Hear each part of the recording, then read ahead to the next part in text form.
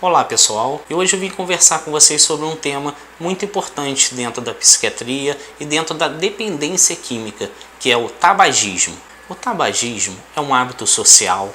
Como hábito social, ele é utilizado como integração. O usuário do tabaco, do cigarro, ele, além de adquirir com facilidade em vários locais, ser aceito em vários grupos, ele serve como integração. Até a década de 80, o tabaco era utilizado de uma forma glamurosa. As pessoas utilizavam em grandes festas, em grandes eventos. Era associado ao sucesso, ao glamour e ao poder. Então, quem utilizava estava sempre em posições privilegiadas. A partir da década de 80, a nicotina ela passou a ser reconhecida como uma dependência química. Então, ela passou a ser vista como uma doença que precisa de tratamento. Você fuma ou conhece pessoas que fumam?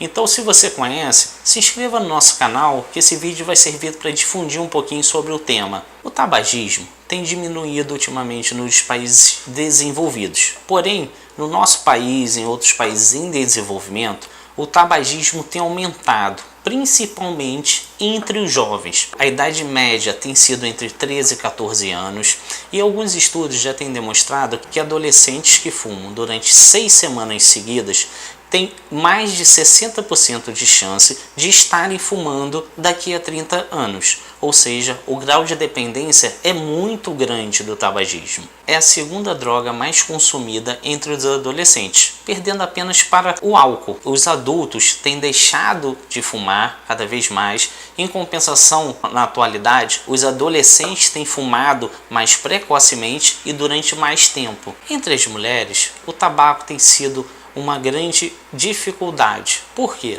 O tabaco faz com que a saciedade aumente. Logo, as mulheres comem menos, mantêm o peso e tem sido muito difícil essa retirada, porque gera um medo e na nossa sociedade existe um padrão de beleza, de estética, em que a mulher tem que ser magra. E é justamente por isso que tem sido tão difícil das mulheres pararem um cigarro. Algumas consequências a gente já até conhece, mas é importante frisar. O tabaco é responsável por mais de 5 milhões de óbitos no mundo. No Brasil, são em torno de 100 mil mortes anuais.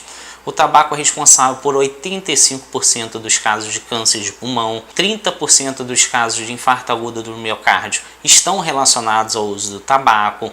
As consequências para as crianças também são bem graves, como aumento do número de infecções respiratórias, aumento do número dos casos de internações hospitalares pediátricas. Durante a gravidez também gera consequências. A mãe que fuma gera risco para o bebê, aumento do número de casos de recém-nascidos com baixo peso, aumento do número de perdas fetais, isso é a principal causa de perda fetal, aumento do número de prematuros, aumento do número de mortalidade perinatal. Dentro da psiquiatria, o tabagismo também gera consequências e interfere diretamente. Por exemplo, os pacientes esquizofrênicos, 80% deles utilizam o tabaco. Logo, isso daí interfere no número de medicações, a gente tem que utilizar mais remédios e nas doses das medicações que serão mais altas, porque o tabaco diminui a concentração plasmática dessas medicações. Uma outra dificuldade é com o paciente que tem depressão e ansiedade. Por quê? A nicotina ela interfere diretamente sobre o estado de humor do paciente. Logo, quando a gente vai fazer a retirada, essa retirada tem que ser cautelosa. Por quê? Porque aumenta o risco da síndrome de abstinência.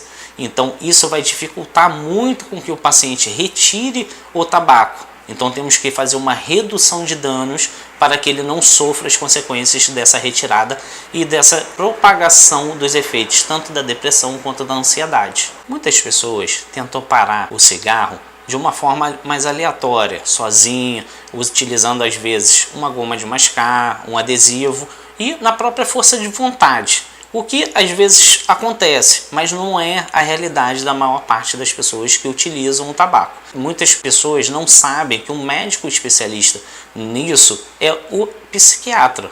O pneumologista colabora com a gente, mas quem faz esse desmame, quem faz essa retirada da droga é o psiquiatra. Quando a gente fala de redução de danos, o nome já sugere que essa redução ela é gradual, ela tem que ser lenta e não é de um dia para o outro.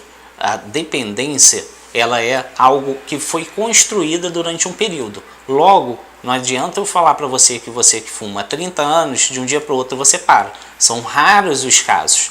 Então assim, a gente vai começar com tratamento com o psiquiatra, utilizando o psicólogo para que a gente possa ir aos poucos fazendo essa retirada gradual para que você não tenha aqueles sintomas de abstinência tão graves, como às vezes uma aceleração, as mãos trêmulas. É importante a gente fazer essa retirada para que você se sinta confortável, seu cérebro interprete que a gente está reduzindo sem você estar sem a droga, sem o tabaco. Você já está ciente dos danos e das consequências do tabagismo? Você já tentou parar e não obteve sucesso? Ou conhece alguém que também passou pela mesma situação? O médico psiquiatra é o profissional capacitado que pode te ajudar nesse caminho. Isso é tudo por hoje, espero que você tenha gostado do tema abordado.